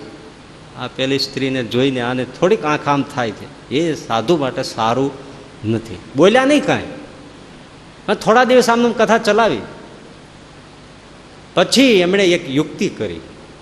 પેલી મહિલાને કાંઈક સમજાવ્યું, એને થોડું ઔષધ આપ્યું અને કીધું તું થોડી બીમાર થઈશ અને આવું બધું થશે, જાળવજે, પછી હું તને યોગ શક્તિથી, ભગવત કૃપાથી, ઔષધથી તને સારી કરી દઈશ, પણ તારું શરીર થોડું નીચોવાશે. પણ એમાંથી જે કચરો નીકળે, ઝાડા ઉલટી જે થાય, એ બધું તું વાસણોમાં, પાત્રો માટીના હોય ને એમાં ભરી ભરીને બધા રાખી મૂકજે.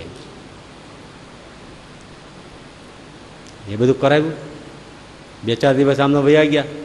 પેલી સ્ત્રી તો આવતી નથી. એનો સાધુ એલો ખોળ્યા કરે, ગુરુ પણ જોઈએ રાખે. 5મે દાડે ગુરુએ કીધું બેટા ચાલ આપણે જરા ગામમાં જવું છે. ચલો ગુરુજી. ક્યાં જવાનું? ચલો પાછળ. પેલી મહિલાને ઘેરે ગયા.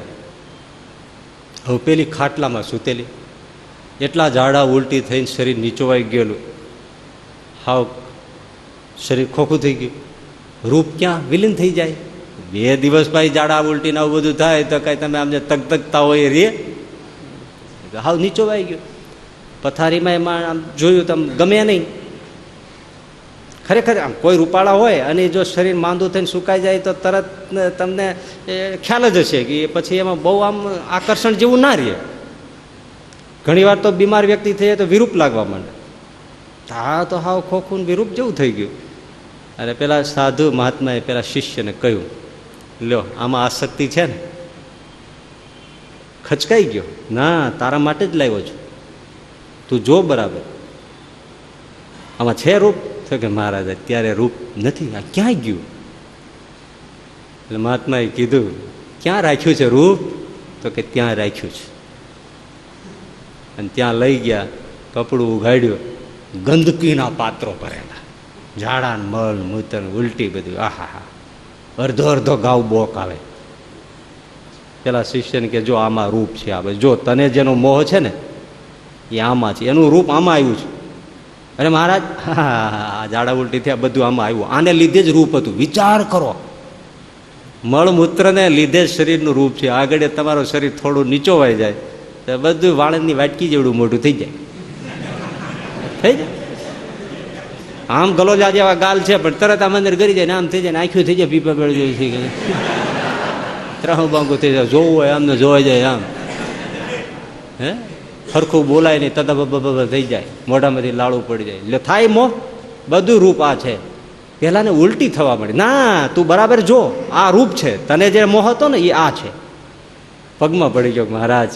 હા, વિચાર કર, તું જેમાં મોહિત થાય છે એ આ છે, અસલ માલ આ છે. જેમાં તું મોહતો હતો એ આ છે. બાકી વ્યક્તિ તો ત્યાં સૂતી જ છે. તો કે એમાં તો હવે મહારાજ આકર્ષણ નથી થતું, તો આમાં થવું જોઈએ. અસલ તો આ છે. ફરીથી જ્યારે આની આ વસ્તુ એમાં ચડી જશે એટલે શરીર તગવા માંડશે અને મોહ થશે. આ જ છે. હા, એ જ છે બેટા. મોહ મૂકી દે, એ તન માંસ વસાદી વિકાર મનસા વિચાર વારંવાર. આ મળમૂત્ર અસ્થિઓનો વિકાર છે, બીજું કશું જ નથી. એક તમને સાવ બંધેલી વાત કહું.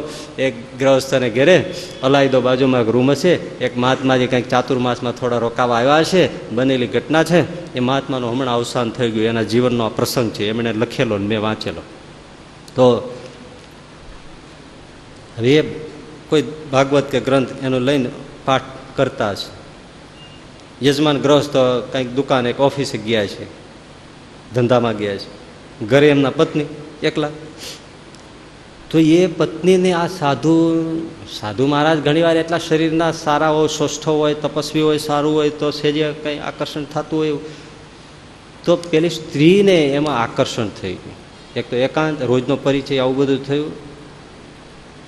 એટલે એણે પેલા સાધુને સ્પર્શ કરવાની કોશિશ કરી. મહાત્માજી સમજી ગયા એ આ ભૂંડી થઈ.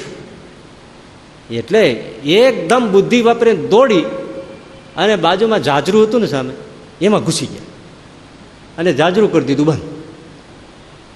આ એક એણે પ્રત્યુત્પન્નમતી તાત્કાલિક બુદ્ધિનો પ્રયોગ કર્યો. જાજરું બેસી ગયા, જાજરું કરી દીધું બંધ.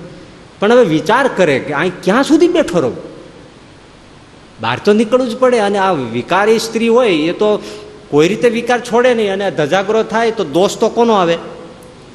પુરુષનો જ આવે. સ્ત્રીને તો સૌ એમ કે એ થોડું આમ હોય, હવે વાંક એનો હોય તો લોકો માને થોડા. મહાત્માજી કહે તો મારે મરવાનો વારો આવે, એટલે મારે કરવું શું? ઘણીવાર બેઠા કાંઈ સૂજે નહીં. તેથી મોબાઈલના જમાના નહોતા. નહીંતર ઠીક છે, કોલ મારી દે તો ઓલો પેલો આવી જાય કે આવજો, આમ છે તેમ છે, ગમે તેમ કાંઈક કરે. પણ હવે કાંઈ નહીં બધું બોલો. પછી એને વિચાર કર્યો, અફલાતુન વિચારો. હા, વિચારો. જાજરૂમાં જે મળ પીડ્યો હોય ને એ મળ આખે શરીરે ચોપડ્યો. વિચારા, બનેલી ઘટના છો, બનેલી ઘટના. આખે શરીરે મહાત્મા સાચો હતો. આખે શરીરે મળ મૂત્ર, એનો જે કેટલા વખતનો એ વખતના જાજરૂ. બસ આજના કાંઈ ફ્લશ થઈ જાય ને તાજો મળ હોય એવું નહીં. મળે પણ ઘણો જૂનો વ્યાજબી. આ બધું કરવું કેવું ગમે નહીં, પણ આ બધું જરૂરી છે. આ એક છે ને બીભત્સ રસ છે. બીભત્સ એટલે ન ગમે તેવું બીભત્સ છે. પણ હવે આ કથા જ માંડ્યા વગર છૂટક્યો નહીં. અને મને લાગે છે કે આવી કથા કોઈ એને કરી જ નહીં હોય, અને એ અડધી રાતે કોણ કરે આ? પણ બહુ જરૂરી છે. આમાંથી 2 જણાને જો આ વિચાર ઘૂસી જાય, કાયમી જો કામ કરી જાય, તો આપણે એક સફળ થઈ ગયા કહેવાય. જરૂર, સવાલ નથી. આ વાત સબીજ છે. આપણે કાંઈ થોડું કાંઈ જાહેરાત માટે કરીએ છીએ, ભગવાનનું કામ કરવા માટે વાત કરીએ છીએ. આખે શરીરે મળ ચોપડી અને મહાત્મા બહાર નીકળ્યો, અને ઓલી સ્ત્રી તો ઊભી જ હતી. પણ ભાઈ આ ગંધવાડ, હવે જેની પાછળ લુબ્ધ હતી. મહાત્મા સુંદર હતો, યુવાન હતો, પિસ્તોલ જેવું શરીર હતું, વિશાળ ભાલ, આમ તેજસ્વી મૂર્તિ હતી. પણ હવે મળ મોતર રાખે. તમે વિચાર, કલ્પના કરો, પેલી સ્ત્રીને ઉલટી મંડી થવા, એકદમ ભાગી, મહાત્માથી દોડે અને ઓલી આગી ભાગે. એટલે કહેવા માંડી, બાપા હું પગે લાગુ છું, તમે રસોડામાં નહીં આવતા. એમ નમાજી મહાત્માજી પછી ત્યાંથી ભાગવતનું પુસ્તક આ તે બધું મૂકી અને નીકળી ગયા. દૂર દૂર ગામની પાર જઈ કોઈ સરોવર તળાવ આવ્યું, ત્યાં માટીથી પછી 3 દી સુધી નાયા છે. નવું મુંડન કર્યું છે, બધું કરી અને શરીરને શુદ્ધ કરી નાખ્યું. પણ કહેવાની વાત છે, એ બચી ગયા. પણ ક્યારે? મળમૂત્રથી ખરડાયા ત્યારે. વિચાર કરો, એ અંદર નહોતું, શરીરની અંદર જ હતું ને. છે શું લ્યો? જો આ વિકાર સમજાઈ જાય તો મોહ થાય. વિચારવા જેવું છો. હજી એનાથી થોડુંક બહુ મર્યાદાથી વાત કહીશ. હાલો, તમને કોઈની આંખ ગમે છે, આંખની આંગળી અડાડી સૂંઘી જવો, સુગંધ આવે કહેજો. કોઈનું નાક ગમે છે, નાકમાં આંગળી નાખીને સૂંઘી જજો. ક્યાંય અત્તરની સ્મેલ આવે મોગરા ડોલરની, મને કહેજો. ના ના, આજે થોડીક કથા કેવી જ છે તમને.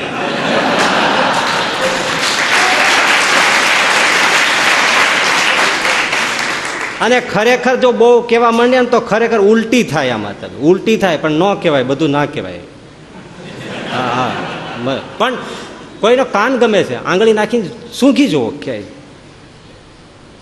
કોઈનું મોઢું આંગળી નાખીને તમે આમ જોઈ જુઓ, ક્યાંય સુગંધ આવે તો તમે કયો ઇનામું હારી જાઓ. આ શરીરમાં 9 દ્વાર છે. 2 આંખ, 2 નાક, મુખ, 2 કાન, મળમૂત્રના 2 સ્થાન. એકેમાં ક્યાંય સુગંધ ઝરતી હોય તો કયો? છતાં માણસ મોહ્યો છે, એ બધા અંગમાં ક્યાંય સુગંધ હોય? તમે કયો લ્યો, થોડી વાર વિચાર કરો. જે આંખ હોય તો આંખને એકને અલગ કરીને તમે એમાં જુઓ કે આમાં મોહપામાં જેવું શું છે, દુર્ગંધ સિવાય કાંઈ. આ નાક હોય, આ નાક ઘણાને બહુ સારું હોય, ગમતું હોય, પણ એક નાકના જ ખંડ દર્શન કરો. ખંડ દર્શન તમે કરો, નાક બહુ સુંદર હોય, ખંડ દર્શન કરો. આમાં છે શું એવું કે એમાં મોહ થાય છે? અંદર શું છે? આમ તમે જુઓ તો આમ આંગળી જો અંદર નાખી હોય ધોવા જવું પડે. ના ના, એવું જ છે ને, એવું જ છે. તો મળમૂત્રના સ્થાનમાં દુનિયા મોહિત છે, તો ત્યાં શું સુગંધ છે? ગંધ સિવાય કશું નથી. અને માણસો ગંધમાં મરે, હવે દુર્ગંધમાં જ મરે છે. લો, ગજબ છે આ. 3.5 કરોડ આમાં ફાંકા છે. જેટલા રૂવાડા છે ને એટલા કાણા છે. બધેથી પસીનો જરે છે અને બધે દુર્ગંધ આવે છે. કોઈનામાં સુગંધનો પસીનો આવતો હોય એવો એક વ્યક્તિ હોય તો બોલો મારે પરસેનામાં સુગંધ આવે છે, તો ભાઈ એની બોટલ ના ભરી લે. ક્યાંય આવે છે? આખા શરીરમાં ક્યાંય સુગંધ, અંદર બહાર બધે દુર્ગંધ દુર્ગંધ. સુરાખાચાર્ય શ્રીજી મહારાજ એક ખાલી કાનનું આંતર રચના પોતાની શક્તિથી દેખાડી તો સુરા બાપુને ઉલટી થવા માંડી. એક ખાલી કાનનો અંદરનો ભાગ દેખાડ્યો કે જુઓ, ત્યાં ઉલટી થવા માંડી. બસ આ તો ખાલી ઉપરનું પેકિંગ સારું છે, બાકી માલ તો બધો આવો જ છે. હે, માણસ મરી જાય કે પશુ મરી જાય, રોડ ઉપર કોઈ એક્સિડન્ટ થઈને માણસ મરી જાય, થોડા કલાકો કોઈ લેવા ન આવે, ઊભું રહેવાય છે? હે, કોઈ કૂતરું મરી જાય તો ઠીક, પણ માણસ મરી ગયો હોય તો રહેવાય છે? આ છે આ માલ આમાં એ ભર્યો છે, એની પાછળ માણસ મરે છે, પણ મૂર્ખ છે કે જે એને પાછો વળતો નથી. આ શું આમાં લેવાનું, શું પામવાનું? અને પાછું વિચિત્રતા પાછી જુઓ, ઘરડા હોય સ્ત્રી, મહારાજ વચરાતમાં કીધું ને 80 વર્ષની સ્ત્રી હોય તો મોહ ન થાય, 16 વર્ષની યુવાન સ્ત્રી હોય તો મોહ થાય. માલ તો બે માં હરખો.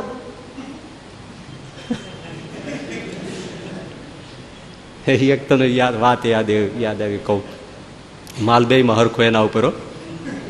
હા, એક જણા પાસે ગણપતિ, અને ગણપતિના ઉંદર હોય એટલે ઉંદર, પણ બે સોનાના. એટલે પછી ઘરમાં કંઈ ગરીબાઈ આવી એટલે એ સોનીને ત્યાં વેચવા ગયો. સોનીને કીધું આ ગણપતિના ઉંદર એ બે મારે સોનાના છે પણ વેચી નાખવા છે. એટલે સોની હતી બે મૂક્યા ત્રાજવામાં, તોલ કર્યો, તરત કીધું આટલા રૂપિયા થાય, જૂના જમાની વાત. એક જ ત્રાજવામાં ગણપતિનું ઉંદર બે હાર્યા મૂક્યા. એટલે ઓલો ખીજાણો, એક હારે બેનો ભાવ ગણપતિનો ઉંદરડાનો, તું તો ખરો લાગે. એટલે ઉંદરડાનો અલગ ભાવ કર, ગણપતિ ગણપતિ છે, બેનું એક જ હારીએ 100 રૂપિયા તોલો, બે 100 રૂપિયા તોલો. સોની કે બીજું શું હોય? અરે પણ આ ગણપતિ છે ને ઉંદરડું છે. સોની કે ભાઈ હું સોની છું, હું આકારને જોતો નથી, હું સુવર્ણને જ જોઉં છું. એમાં આકાર શું છે એ જોઉં તો મારો ધંધો થાય જ નહીં. અને હકીકતમાં મારે સોના સાથે લેવા દેવા છે. આકાર ગણપતિનો ઉંદરનો મારે શું લેવા દેવા છે? બેયમાં માલ શું છે? સોનું. સોનાને હું ગણું. એમ આ દુનિયામાં જેને હરિભજવા હોય ને એને આકાર જોવાય નહીં. આકાર કોઈને ગોપા આપણે ડોંગરેજી મહારાજ કહેતા કોઈની કૃતિ અને આકૃતિ ન જોવા. જેને ભજન કરવું હોય એને કોઈની કૃતિ એટલે એની ક્રિયાઓ ન જોવી. આપણે પણ કોઈ સેજ કાંઈ ક્રિયા કરે ને અને તરત અવગુણ આવે ને કાં પેલું થાય સેજ, અરે ભાઈ એ કરે છે આપણે શું લેવા દેવા. અને કાં કોઈની ખાનગી કૃતિ, પેલો ક્યાં જાય છે ને પેલી ક્યાં જાય છે ને ઓલો શું, તમે શું કામ તમારું આંખ કાન નાક મગજ બગાડો છો, હૃદય બગાડો છો? એ વંઠી ગયા હોય ગમે તે કરતા હોય તો આપણે શું જોવાનું? હે, છાપામાં કોઈને આખી હિસ્ટ્રી એવો આવે, બધી હિસ્ટ્રી, ખરાબ હિસ્ટ્રી, બેડ હિસ્ટ્રી, આપણે શું વાંચવાની જરૂર છે? એટલે એની કૃતિ છે ને, કોઈની કૃતિ ન જોવી અને કોઈની આકૃતિ ન જોવી. ભાઈ આ મોટી વાત છે કાંઈ. હે, આપણે આંકડિયાના પિતાંબર ભગત, એને દીકરી યુવાન થઈ અને જોવા માટે આવ્યા. બધા બેઠા હતા, જમ્યા, સુડીથી એટલે સોપારી વાતરીને પછી આમ લેતા છે મુખવા. ત્યારે મહેમાન આવ્યા હતા જે છોકરાના પક્ષના, એમણે કીધું પિતાંબર ભગતને, એમની દીકરી હતી કે દીકરી તો આમ તો બધી સારી છે, ઘર બધું સારું છે, બધું સારું છે, પણ તમારી દીકરીને સ્વામિનારાયણ ભગવાનના પિતાંબરના ભગતો 21 લાખ વર્ષ પહેલાં લક્ષ્મણ જતીની વાતો પણ જ્યારે ગળે નથી ઉતરતી, સમાજને ગળે નથી ઉતરતી કે લક્ષ્મણજી 14 વર્ષ વનમાં રહ્યા, સીતાજીનો શું ચરણ જ જોયા છે? અરે મૂર્ખા, ચરણ જ જોયા હતા. આ પૂના ઇન્સ્ટિટ્યૂટવાળાએ જે રામાયણ બહાર પાડ્યું વાલ્મીકીનું, તો એમાંથી લક્ષ્મણનો શ્લોક કાઢી નાખ્યો. એ કે 14 વર્ષ ભેળા રહેતા ને ભાભીનું મોઢું ન જોયું એવું થોડું બને. અને શું કલ્પના જ નથી આવતી એનો. પણ એ તો આગળની વાત છે. આ તો 100-150 વર્ષ પહેલાંની વાત છે.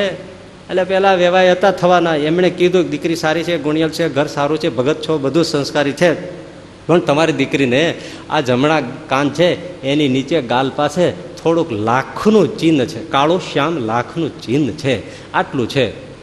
પિતાંબર ભગત કે હશે, મને ખબર નથી. હલવો લાગે, શું હશે? દીકરી તમારી તમને ન ખબર હોય? કહું છું ને, હશે, મને ખબર નથી. અરે દીકરી તમારી તમને ખબર નથી? તો કે ના, મને ખબર નથી. એવું કેવું? તો કે જો મનાશે નહીં, હું દીકરીનો બાપ છું એ સાચું, પણ સ્વામિનારાયણ ભગવાનની કસમ ખાઈને કહું. ઓલો કે જો આ પિતાંબર ભગત, હું કસમ ખાઈને કહું છું, મેં મારી દીકરીને નિરખીને જોઈ નથી, એને લાખું શેકડી મને ખબર નથી.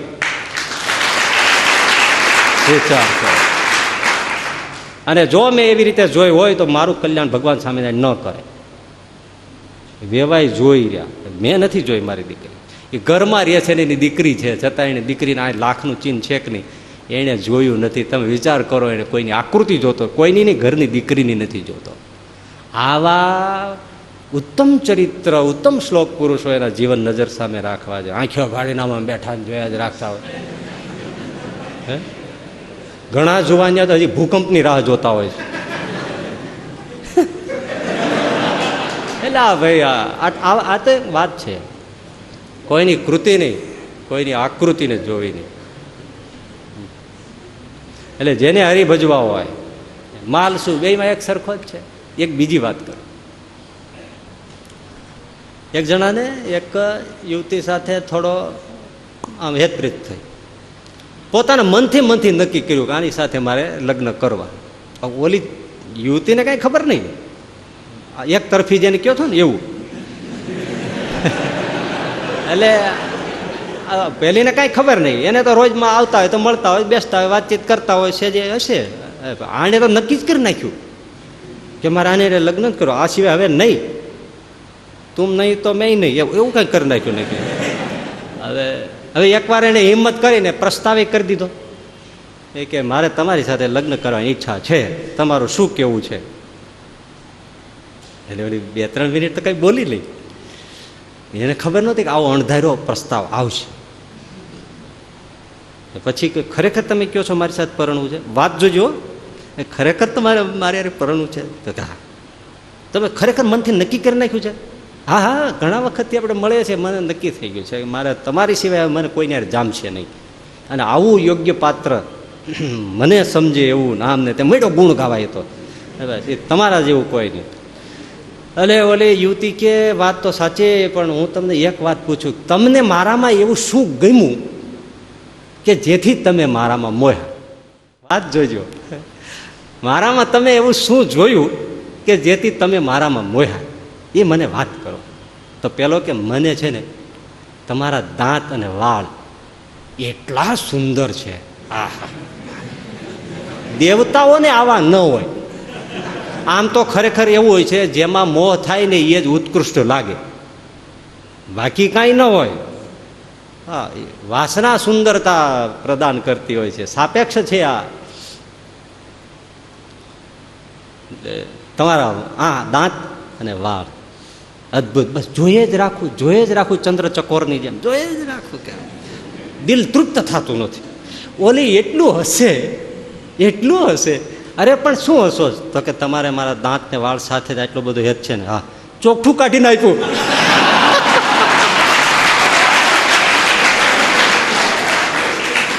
લે રાખ, બાકી હેરાન થામાં.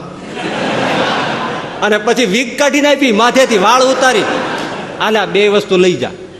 તમે વિચાર કરો, મોઢામાં દાંત નહીં અને બૈરાને માથે મૂંડો, ઉંદરી થઈ ગઈ અને લીસો લપટ, એવી ભૂંડું લાગે દ્રશ્ય.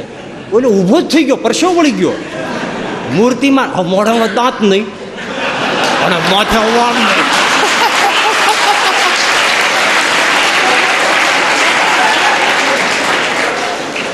ચૂડેલ જેવું લાગે. બૈરાનો માથે વાળ હોય, મૂંડો હોય ને, બહુ વિચિત્ર લાગે. અને એમાં જે ઉંદરીના ખરી ગયેલા વાળ હોય ને, એ તો જગારા મારતું હોય, આપણને બહુ ઓલું લાગે. આમ રેઝર ફેર્યું હોય ને તો એ સુંદર લાગે, કારણ કે વાળના કોંટા દેખાય, એટલે આમ ચામડી સારી લાગે. ઓલું તો હાવ ટાલરું થઈ ગયું હોય, ટુંડર પ્રદેશ હોય. અને સ્ત્રીને માથે આ બે જોયું, મોઢામાં દાંતીને માથે વાળ લઈને ચૂડેલ જેવું લાગે, ઊભો જ થઈ ગયો. એ કે મેં જાતા હું. તો જા, ભલે કે ઊભો રે ને, ગયો એ ગયો તે દિન ઘડીને આજનો. લ્યો, શું સુંદર હતું ભાઈ. વાસ્તવિક જો જણાઈ જાય તો તરત મોહ ઉતરી જાય. એટલે શંકરાચાર્યજી કહે, નારી સ્તનભાર નાભિ પ્રદેશમ દ્રષ્ટવા માગા મોહાવેશમ એ તન્માંસ વસાદિ વિકારમ મનસા વિચારય વારંવારમ. આ વાતો કદાચ જે 17-18 વર્ષથી 25-20ની અંદર રમતા છે એને ગમે નહીં, ગળે ઉતરે નહીં. એને કે આ બધી તદ્દન વાતો ખોટી છે, કારણ કે એને હજી અમૃત દેખાતું હોય. પણ જે થોડાક આગળ વધી ગયા છો એને આ વાત તરત સમજાય છે કે વાત સાવ સાચી છે, આમાં કશું જ કાંઈ છે નહીં, એ વાત સાચી. પણ જેને કે બીજાને જો આ વાત સમજાય તો વાત ઉત્કૃષ્ટ છે. એટલે શંકરાચાર્યજી કહે છે કે આ માંસ લોહી એના વિકારો સિવાય બીજું કશું જ નથી. આ એક વિચાર, મનસા વિચારે વારંવાર. એક બીજો વિચાર તમને કહી દઉં. શંકરાચાર્યજીને જે કહેવું છે એ કે થોડો વિચાર કરો, શ્રવણ કરો, મનન કરો, જ્યાં આસક્તિ છે. અને આસક્તિ ભલે છે, એક છેલ્લે વાત કહું છું, આસક્તિ હોય, પરણેલા હોતો હોય, એ સ્વાભાવિક છે. પણ જેટલી આસક્તિ ઓછી થશે એટલા સુખી થશો. એ એક ને બે જેવી વાત છે. જેટલી આસક્તિ ઓછી થશે એટલા જ સુખી થશો, અને જેટલી આસક્તિ ઓછી થશે એટલું જ હરિભજન થશે, અને જેટલું હરિભજન થશે એટલું જ શાશ્વત સુખ મળશે. આ નિશાની છે. માટે મનને સમજાવવું, મનન કરવું, વિચાર કરવો. અને સ્ત્રીયાદિક વિકારોમાં કોઈ ફાયદો નથી. અને ભગવાનની મૂર્તિમાં અનંત સુખ છે એનો વિચાર કરતાં કરતાં આપણે થોડા આગળ વધીએ. ભગવાન એમાં બળ આપે એટલી પ્રાર્થના સાથે વિરમીએ. સહજાનંદ સ્વામી મહારાજ.